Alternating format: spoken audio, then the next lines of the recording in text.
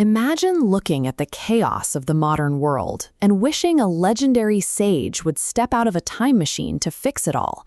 Before we summon him, we need to clear up his identity. Confucius is a Latinized nickname created by Jesuit missionaries in the late 1500s. His actual name was Kong Chu, or simply Master Kong.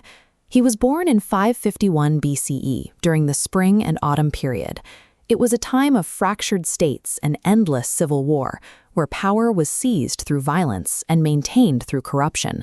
Growing up in this era of relentless breakdown left him obsessed with a single, massive question. How do you restore order to a society that has forgotten how to be human? His father died when he was only 3 years old, leaving him to be raised by his mother in extreme poverty.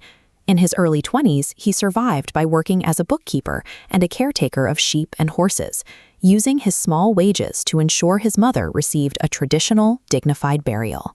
While laboring in those stables, Kong Hu spent his spare time studying the ancient rituals and history that were usually reserved for the nobility.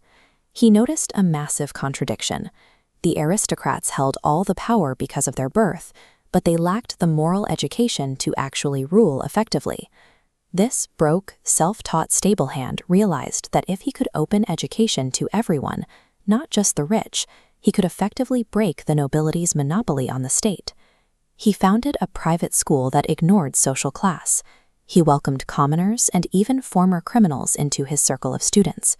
To make it accessible, he accepted a simple bundle of dried meat as a symbolic ritual donation for tuition. This wasn't a standard lecture hall. His students studied the 6 arts, a rigorous curriculum that combined poetry and history with physical mastery in archery and in charioteering. He was training them to become the Junzi, a superior person who prioritizes justice and virtue over the small man who only cares about personal profit and favors. This inclusive classroom was effectively a factory for a new kind of leader, one whose right to govern was earned through character rather than bloodline. The core of his teaching was Ren, often translated as humaneness. He argued that Ren isn't an abstract feeling. It's a relational practice that only exists in how you treat the people around you. He condensed this into the silver rule: do not do unto others what you do not want done to yourself.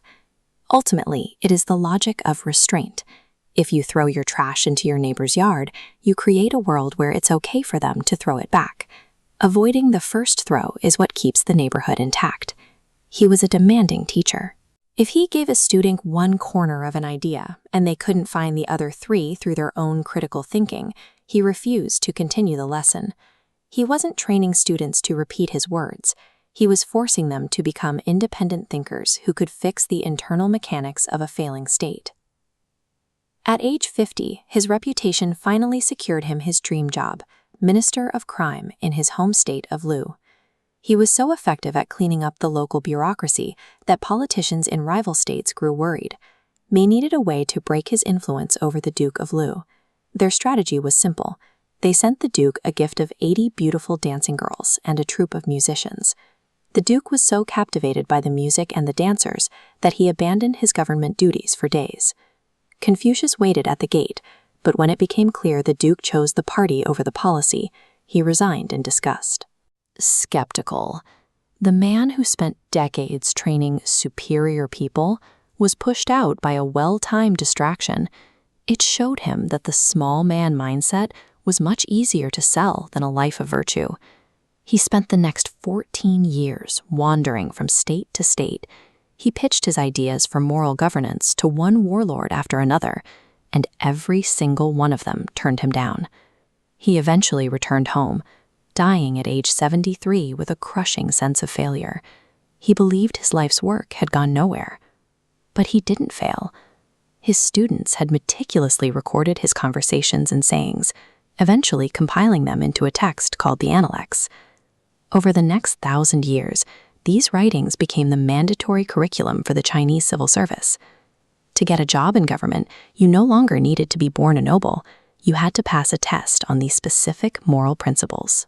By the 18th century, the logic of character over birth had traveled so far that the Korean scholar Im Yinjidong used it to argue that even a woman could achieve the status of a sage. If virtue is earned through study and action, she argued, then the title of Junzi belongs to anyone who lives it. Confucius died thinking he was a political dropout. Instead, he became the architect of a social code that has governed the behavior of billions of people for over 2,000 years.